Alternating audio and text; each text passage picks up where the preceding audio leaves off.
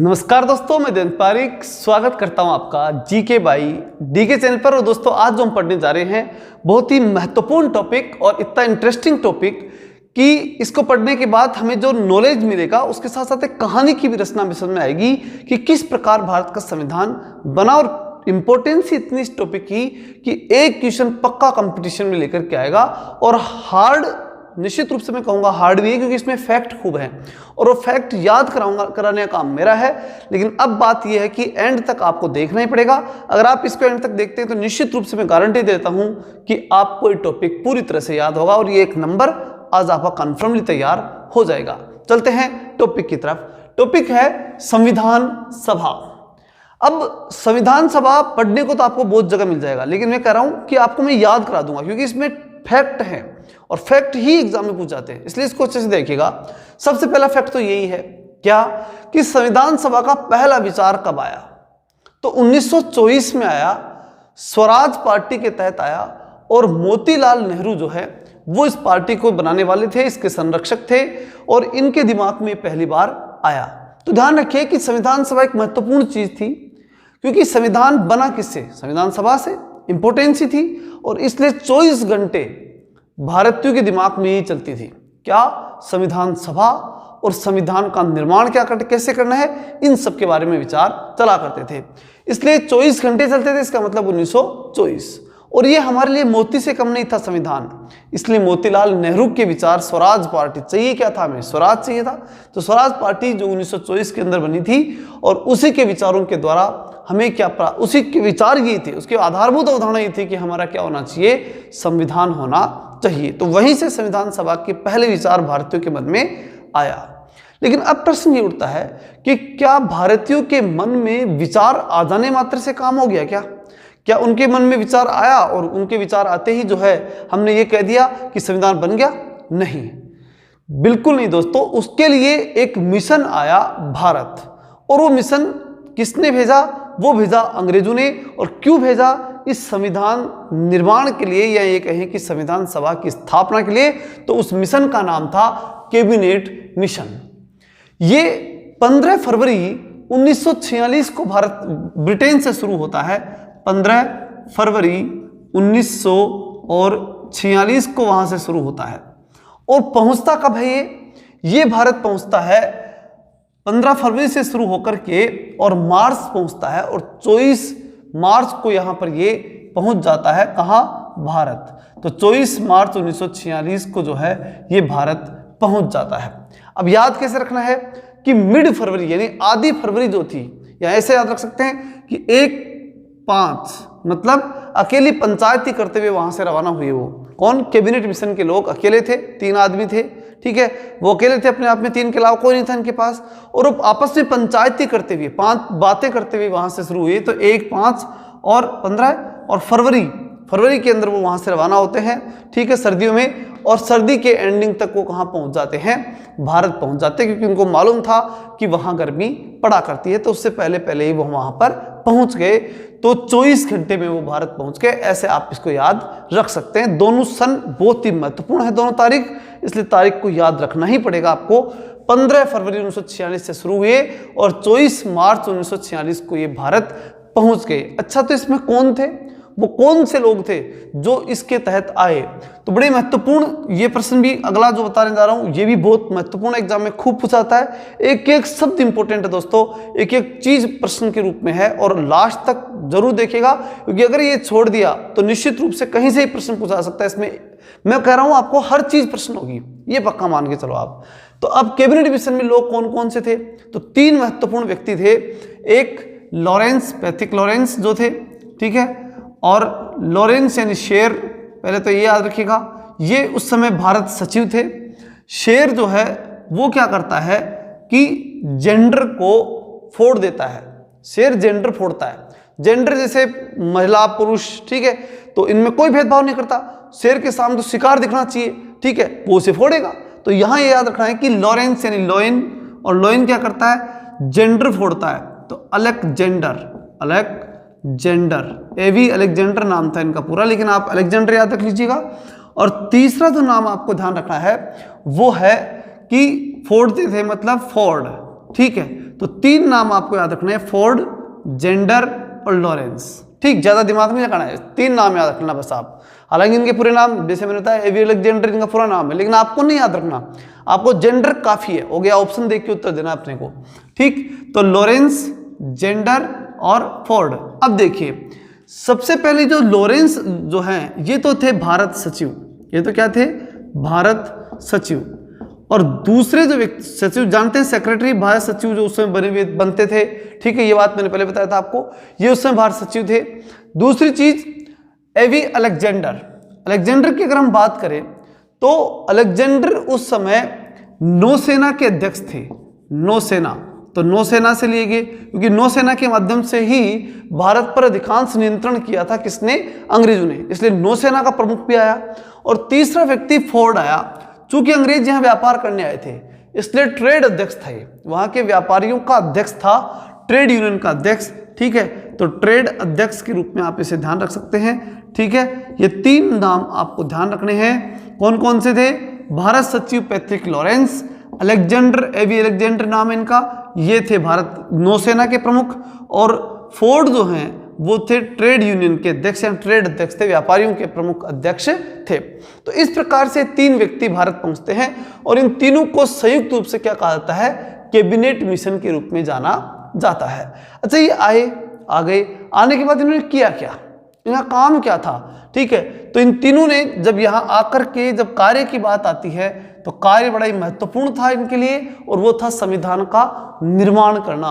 तो इन्होंने क्या किया, संविधान के निर्माण की बात की, अर्थात संविधान जो है उसके निर्माण करने के लिए संविधान सभा जो है उसका विचार रखा, उसकी संस्तुति की, उसकी राय रखी। ठीक है, तो संविधान सभा की जो संस्तुति रखी उसमें इन्होंने सदस्य बताए 389, कि भाई आप भारत में कम से कम 389 सदस्य लीजिए पूरे भारत से, और उनको संविधान सभा के अंदर बैठा दीजिए, ये बात इसमें तय होती है। अब 389 की अगर हम बात करें, ठीक है, तो मतलब वहां पर जो है, यहां मतलब जब भारत आए तो 389 कैसे याद रखेंगे वो भी देख लीजिए। तीन मतलब 3 चीजें कौन कौन सी, भारत की जनता, ठीक, यहाँ के प्रमुख लीडर नेता, और तीसरी जो थी वो था भारत के जो भी संसाधन हैं वो, क्योंकि संसाधन लूटे जा रहे थे। तो तीनों की स्थिति क्या थी, उनके ठाठ नहीं थे, ठाठ यानी 8 और 9 यानी नहीं थे, उनके ठाठ बाट नहीं थे। तो 3 चीजें याद रखनी है, 3 के ठाठ नहीं थे। ठीक है, 3 मतलब 3 है ही, और ठाठ नहीं थे मतलब 8 और 9। और 3 कौन कौन बताया मैंने, भारत की जनता, भारत के नेता और भारत के संसाधन, उनके कोई ठाठ नहीं थे, इसलिए 389 आप याद रखेंगे। उनको अच्छी स्थिति में ले जाने के लिए 389 सदस्यों की आवश्यकता पड़ी। अब प्रश्न उठता है कि 389 की कंडीशन कैसी थी, कहां से थे 389। तो देखिए, पहली बात आपको क्या याद रखना है, 2, 3 और 4। ठीक, उसके बाद लिखने हैं आपको 9। ठीक है, लास्ट वाले को छोड़ देना। ठीक है, और उसके बाद चूंकि यहां पर बात क्या हो रही है कि 2 चीजें महत्वपूर्ण हैं। कौन, एक तो होती है राज्य और दूसरी होती है रियासतें। उस समय भी 2 महत्वपूर्ण बातें थी, राज्य और रियासतें, तो वही चीज थी, 2 महत्वपूर्ण थी, इसलिए आगे इसके लगा दिया आपने 2। तो 292, 93 और 4।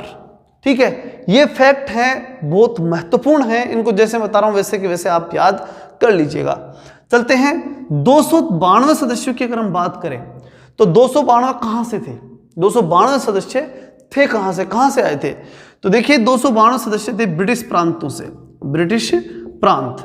अच्छा, दूसरी बात 93 कहां से थे, तो 93 थे रियासतों से, देसी रियासतें। ठीक है, और 4, ये 4 कहां से थे, तो 4 जो थे वो थे चीफ कमिश्नरी क्षेत्र, जिन्हें चीफ शिप भी कहते थे, चीफ कमिश्नरी शब्द ज्यादा उचित रहेगा। ठीक है, तो चीफ शिप या चीफ कमिश्नरी के रूप में 4 थे। तो इस प्रकार से टोटल प्रांत अगर हम देखें, प्रांतों की संख्या अगर हम देखें, ये तो रियासत है तो इसमें तो कोई दिक्कत है नहीं, बच गए क्या ये और कौन, ये क्या है, ये प्रांत हैं, ये क्या थे, प्रांत थे। तो 292 और 4 क्या है, प्रांत। इन प्रांतों के अंदर से सदस्य आने थे और रियासतों में से सदस्य आने थे। कितने आने थे, 292 और 4 96, 296 सदस्य प्रांतों से 93 रियासतों से आने थे और टोटल कितने होने थे 389। अब प्रश्न ये उठा कि आए कैसे, कितनी संख्या में से ले, एक कैंडिडेट कितने में आएगा। तो ये तय किया गया कि आप चाहे प्रांत हो चाहे रियासत हो, 10 लाख पर एक आएगा। 10 लाख कैंडिडेट जब होंगे उनमें से 10 लाख की जनसंख्या पर एक जो है सदस्य चुना जाएगा, ये चीज तय कर दी गई। 10 लाख पर एक, ठीक। अब उसके बाद में बात आती है कि चलिए कोई दिक्कत नहीं, अब इनका चुनना शुरू करो। तो चुनेंगे कैसे? तो देखिए रियासतों ने तो कह दिया कि हम तो हमारा सदस्य मनोनीत करके आपके पास भेज देंगे, क्योंकि रियासतों के राजा थे तो उनको वहां पर वोटिंग सिस्टम का मतलब नहीं था।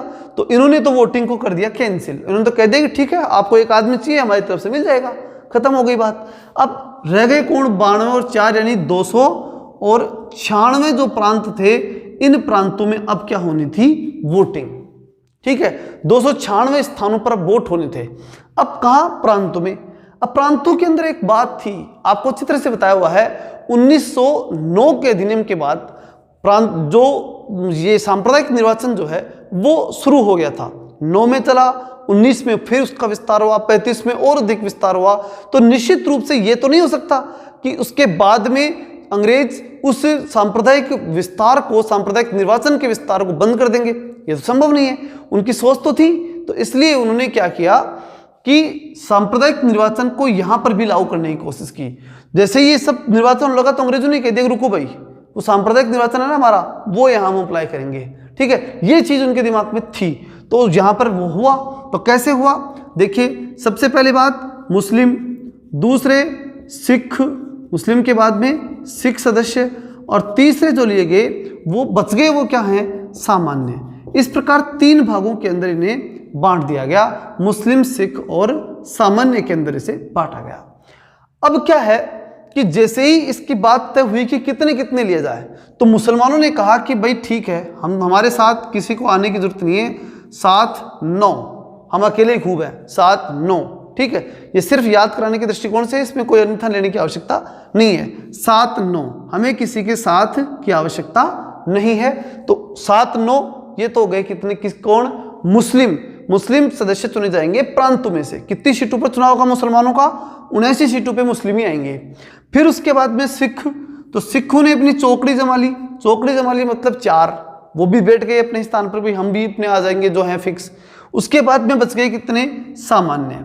सामान्य को ये कहा गया कि यार छोड़, अब जो भी हैं ये तेरे ही हैं, ठीक है। तो ये दोनों ही तेरे हैं, तो 2 तो ये हो गए, तेरे हैं मतलब 13, ठीक है, ये दोनों तेरा ही है, तो इसलिए दोनों को तू तेरा ही मान, और इस प्रकार से सही तरीके से शांति से प्रेम से चुनाव कर लीजिए। तो फिर उसके बाद में तय हो गया कि ठीक है कोई दिक्कत नहीं। इस प्रकार प्रांतों में विभाजन भी हो गया। तो 296 सीटों का विभाजन इस प्रकार सांप्रदायिक आधार पर हो गया। अब उसके बाद होती है वोटिंग। वोटिंग की शुरुआत हुई, और जुलाई के अंदर जब वोटिंग होती है, तो वोटिंग होती है जुलाई में, ये बात आपको ध्यान रखनी है। जुलाई में क्या होती है इसकी? वोटिंग। अब क्या है, कंडीशन क्रिएट होती है कि जैसे ही वोटिंग होगी तो वोटिंग के अंदर, वोटिंग के बाद रिजल्ट आएगा। तो रिजल्ट आया तो पार्टियों के रूप में आएगा, क्योंकि चुनाव को लड़ेंगी पार्टियां, सीटें तो है ना, ये तो जो मुस्लिम, सिख और सामान्य की सीटें हैं। कांग्रेस भी इन सीटों पे खड़ा करती है, मुस्लिम लीग ने भी खड़ा किया, अन्य ने भी खड़ा किया, तो वो तो कोई दिक्कत नहीं थी। लेकिन जैसे रिजल्ट आया तो पार्टी का आया, पार्टी को, किस पार्टी को कितना बहुमत मिला। तो इस प्रकार से यहां पर भी जो रिजल्ट आया, परिणाम आया, वो पार्टी वाइज आया। तो पार्टी में अगर देखें तो सबसे पहले कांग्रेस पार्टी को यहां पे सर्वाधिक सीटें प्राप्त होती हैं। तो इसमें सीटें कितनी थी? जो कांग्रेस के खाते में जो सीटें जाती हैं कांग्रेस के अंदर, वो तो सीटें जाती हैं 208 सीटें। उसके बाद अगर हम बात करें कि मुस्लिम लीग, तो मुस्लिम लीग जो थी उसके खाते में जाती है, जो कि मुस्लिम लीग का उद्देश्य था पाकिस्तान का निर्माण करना, तो उसके खाते में सीटें जाती है 73 सीटें। और उसके बाद जो अन्य के खाते के अंदर जाती हैं 15 सीटें। इस प्रकार से रिजल्ट सामने आता है। तो ये बात तय हुई, 208, 73 और 15 सीटें, तीनों सीटों का निर्माण इसके इस प्रकार से डिवीजन इनका अच्छी तरीके से हो गया। अब प्रश्न क्या उठता है कि भाई ये जो सीटें आई, ये इन सीटों के तहत मुस्लिम लीग को मात्र कितनी सीटें आ रही हैं? 73। तो ऐसे में जिन्ना तो प्रधानमंत्री नहीं बन सकते थे। तो यही चीज उनके दिमाग में थी कि कांग्रेस के तो हो गए 68 मतलब 8, तो 208। ठीक, ये मुस्लिम लीग के पास सिर्फ 3 आदमी साथ रहे, तो 7 3। मुस्लिम में कितने शब्द हैं? 1 2 और 3, ऐसे याद रखने, आधे सह को भूल जाना एक बार। 1 2 और 3, तो 7 में कितने? 3, 73 हो गए, और अन्य में कितने बच गए वो। ठीक है, तो इस प्रकार ये संख्या आपको ध्यान में रखनी है, कांग्रेस, मुस्लिम लीग और अन्य। अब बात क्या आती है कि ये इनका जो रिजल्ट आया, उस रिजल्ट में मुस्लिम लीग की कंडीशन थी कमजोर। तो मुसलमानों ने क्या कहा, यानी मुस्लिम लीग ने कहा कि हम तो हमारा पाकिस्तान अलग ही चाहते हैं और उसकी संविधान सभा भी अलग चाहते हैं, इसलिए हम इस मामले से बिल्कुल अलग होना चाहते हैं, इस मामले के साथ रहना ही नहीं चाहते। ये बात इन्होंने तय कर दी। अब क्या होता है, तो फिर भाई अब ये तो चले गए, चले जाओ, कौन रोक रहा है इनको। ठीक है, तो मुस्लिम लीग गई, मुस्लिम लीग नहीं आएगी। फिर इसी प्रकार हैदराबाद रियासत जो है उसने भी आने से मना कर दिया संविधान सभा में। ठीक है, तो ये तो चले गए, और बाकी थे तो बाकी आए भी। तो बाकी आए तो इसका मतलब क्या, जो 93 रियासतों में से एक तो हैदराबाद रियासत गई, और यहां जो है 73 ये गए, तो इस प्रकार से बाकी जो बच गए वो सब संविधान सभा के अंदर शामिल हो गए। अब वो लोग कहाँ आए, संविधान सभा की जो बैठक होती है उसके बारे में हम देखें। अब क्या होता है कि 9 दिसंबर 1946 को, 9 दिसंबर 1946 बहुत ही महत्वपूर्ण डेट है दोस्तों, इसको आपको याद रखना है। 9 दिसंबर 1946 साल का आखिरी महीना है। ठीक है, 1946 जो थी वो सन थी, कोई दिक्कत नहीं, जब 47 में भारत आजाद हो रहा है तो 46 की बात तो थी। तो अब यहां क्या होता है कि 9 दिसंबर याद रखनी है आपको, 10 को फिर संडे या छुट्टी मान लीजिए जो भी था, फिर 11 दिसंबर थी, और उसके बाद में फिर 12 का छुट्टी थी, और 13 को जो है वो फिर जो है वो सदन लगा। ये 3 सन आपको लगातार याद रखनी है, 9 11 और 13। क्या होता है देखिए, जो भी हमने चुनाव की चर्चा की, चुनाव हो गया तो कंप्लीटली निर्वाचित होकर के आ गए, वो आकर के बैठते हैं 9 दिसंबर 1946 को दिल्ली में, और दिल्ली के अंदर चैम्बर्स ऑफ कॉमर्स जो था उसकी पुस्तकालय भवन में। ठीक है, चैम्बर ऑफ कॉमर्स जो है उसके पुस्तकालय भवन जो है, उस पुस्तकालय भवन में आकर के ये बैठते हैं, और वहीं पर सबसे पहले क्या होता है, संविधान सभा के लिए औपचारिक बैठक बोल सकते हैं, फॉर्मल बैठक जो है वो वहां पर हुई, और वहां पर जो है वो सच्चिदानंद सिन्हा को अस्थायी अध्यक्ष चुन लिया गया। सच्चिदानंद सिन्हा बहुत ही महत्वपूर्ण है, इसको याद रखिएगा। सच्चिदानंद सिन्हा को अस्थायी अध्यक्ष चुनने के बाद, अच्छा ये अस्थायी चुने गए, अस्थायी इसलिए चुने गए कि फिर आम सहमति बना करके और फिर बाद में और तय कर लिया जाएगा, ये बात तय की गई। तो एक बार के लिए जो है वो बात हुई, कब? 9 दिसंबर को अस्थायी अध्यक्ष चुना गया सच्चिदानंद सिन्हा को। बहुत ही महत्वपूर्ण प्रश्न है, इसको याद रखिएगा। ठीक है, चैम्बर ऑफ कॉमर्स का जो पुस्तकालय भवन था इसके अंदर ही पहली बैठक हुई थी, दिल्ली में हुई थी, और 1909 दिसंबर बहुत ही महत्वपूर्ण सन, इसको भी आपको याद रखना है, संविधान सभा की पहली बैठक। अब अगली बात आती है कि 11 दिसंबर को क्या हुआ। 11 दिसंबर को जैसे ही वो आए तो इन्होंने कहा कि भाई अस्थायी से कितने दिन काम चलेगा, स्थायी तो करना है।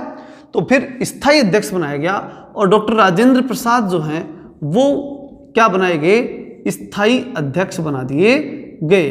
ठीक है, किसके बना दिए गए? संविधान सभा के जो है वो स्थायी अध्यक्ष के रूप में इनको नियुक्त कर दिया गया। अब फिर 13 दिसंबर को क्या हुआ, तो 13 दिसंबर जो है उस दिन जवाहरलाल नेहरू जो है उन्होंने इस पूरे संविधान सभा जो बननी थी इसके उद्देश्य प्रस्ताव को रखा। किसको रखा?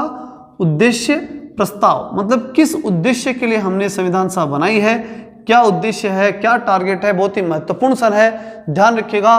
13 दिसंबर 1946 को उद्देश्य प्रस्ताव रखा गया था, सदन में रख दिया उद्देश्य प्रस्ताव। सिर्फ ध्यान रखिएगा, ये सिर्फ रखा गया था। अब अगला प्रश्न आता है कि इसे पारित कब किया गया। सदन में रखना अलग चीज है, पारित करना अलग चीज है। तो 22 जनवरी, ध्यान रखिएगा, बहुत महत्वपूर्ण सन है। अच्छा, जनवरी तो ये दिसंबर चल रहा था, 46 की बात थी, तो अब क्या होनी है 47, 1947। तो 22 जनवरी 1947 को जो है वो उद्देश्य प्रस्ताव को क्या कर दिया गया, इसे पारित कर दिया गया, अर्थात इसे स्वीकार कर लिया गया, इस उद्देश्य प्रस्ताव को। और जिस दिन इसे स्वीकार किया गया उसके दूसरे दिन से ही, मतलब उसी दिन से ही, उसी समय से जो है विभिन्न प्रकार की समितियों का निर्माण करना शुरू कर दिया गया, जिसमें संघ शक्ति, संघ संविधान समिति, प्रांतीय संविधान समिति, संघ शक्ति समिति, प्रारूप समिति, ठीक है। इसके अलावा भी कई समितियों का निर्माण किया गया, जिनके बारे में हम नेक्स्ट वीडियो में पढ़ेंगे, डिटेल से हम पढ़ेंगे, ठीक है। अगर अभी तक आपने हमारे चैनल को सब्सक्राइब नहीं किया, सब्सक्राइब कीजिए, अच्छा लगा हो तो लाइक कीजिए, अधिक से अधिक दोस्तों के पास शेयर कीजिए। जय हिंद, जय भारत।